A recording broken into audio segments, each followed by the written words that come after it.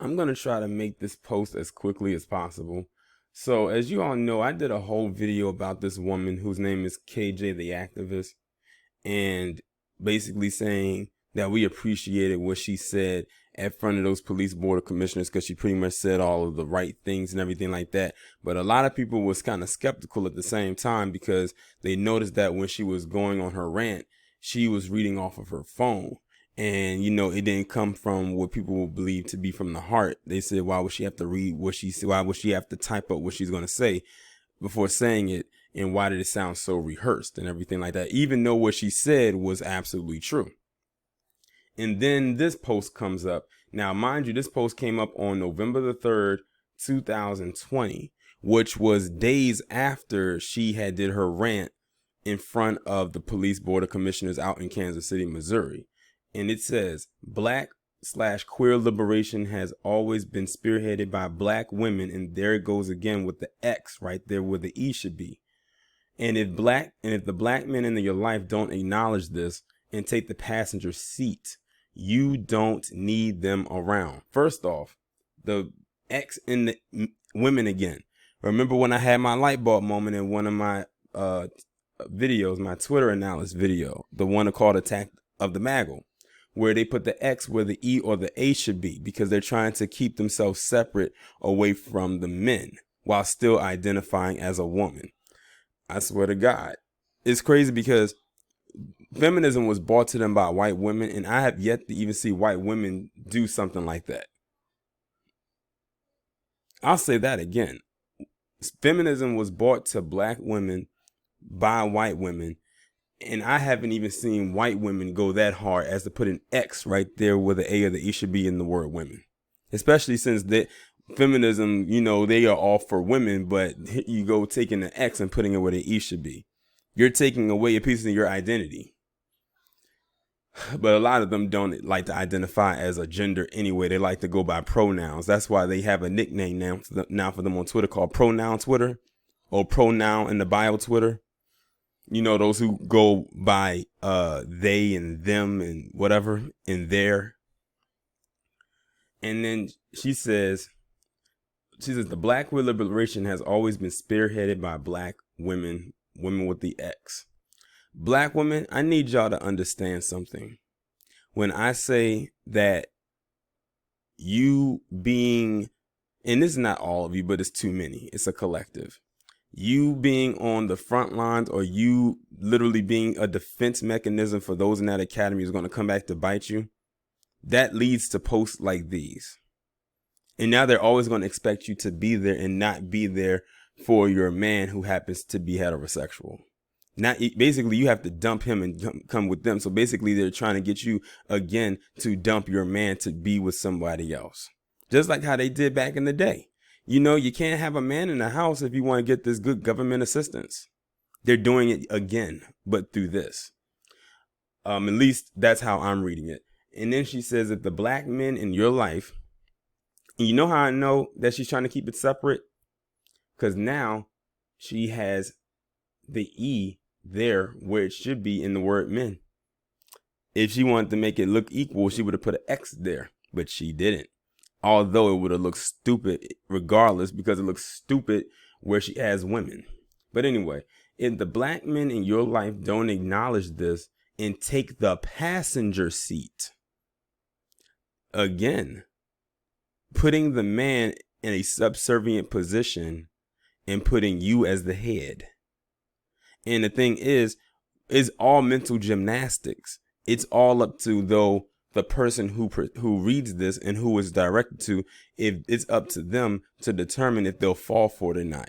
Hopefully you don't, because you fell for it once and you see what happened and what came of that. But she said, take the passenger seat. But these be the same women that say Black men need to step up. Black men need to lead. Black men need to build. Black men need to do this. Black men need to do that. Black men are this. Black men are that. But then in the same breath say Black men are the weakest link. Niggas ain't shit. Blah, blah, blah. You know the rest. Like I said, mental gymnastics.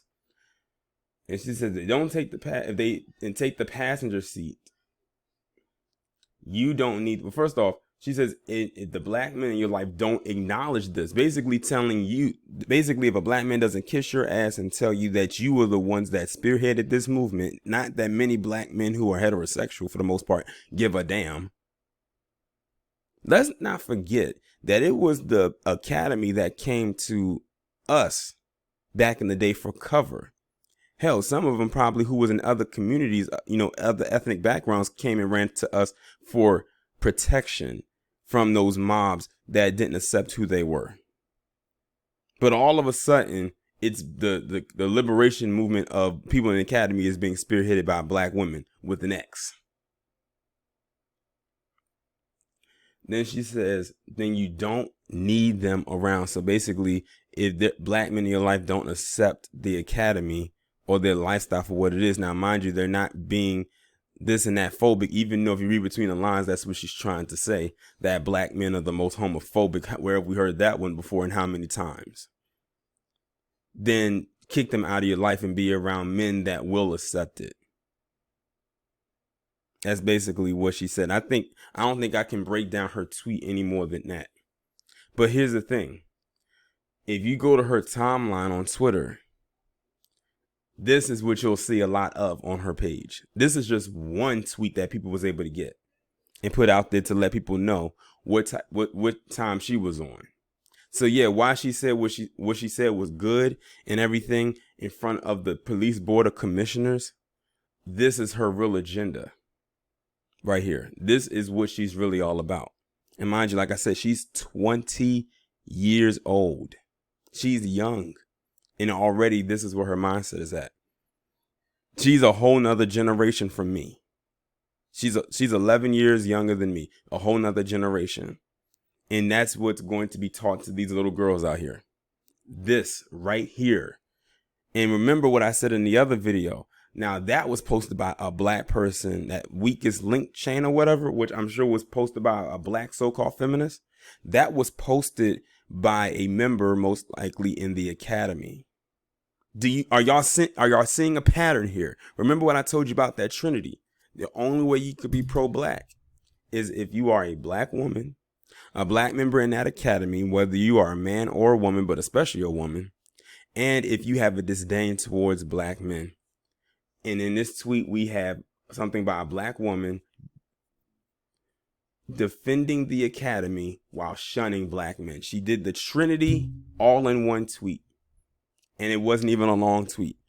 Man, y'all better stop playing with me when I said that Trinity is real. That Trinity is real. But as far as my support for her, it's no longer there. And to be quite honest, I sat on this and whether or not I was going to do a video about this or not. But I said I had to. Notice that I haven't really done any follow-up videos about her, because I noticed that in the comment section of the video I did originally about her, people were saying, she needs protection and she needs this. I didn't even go back and even give a heart or a like or however you want to put it on Twitter. You know how you give the heart to not, to show that you appreciate that particular comment. I didn't even go back and do that, nor did I even respond to those comments. This is why. In case y'all want to know why I didn't respond maybe to your comments, because I do get the notification. This is why. This is why. And this is why now we need to really vet who says things. Anyone can say anything to feel good or sounds good. But at the same time, are they good for us? Are they for us? We see what side she's on just on this tweet. And the thing is, this is the only tweet we'll ever have to see to let us know where she stands. Like I said, everything that she said in her rant against the police board of commissioners was indeed true. And then, of course, she got backlash for it. And, she needed people to, protection. And I think they said that the NFAC was going to do something or give her and offer her protection. And, then you also got to look at those who really came out to support her. And when you look around and see who supports her and everything like that, then you start putting two and two together. And it's like, okay. And then this tweet comes up and it's like, okay, the nail in the coffin. Here it is right here. The veil has been lifted. Now we know what side you're on and what time you are truly on. But I just want to come and bring that to your attention. Y'all let me know what you think, and I'll talk to you in the next one.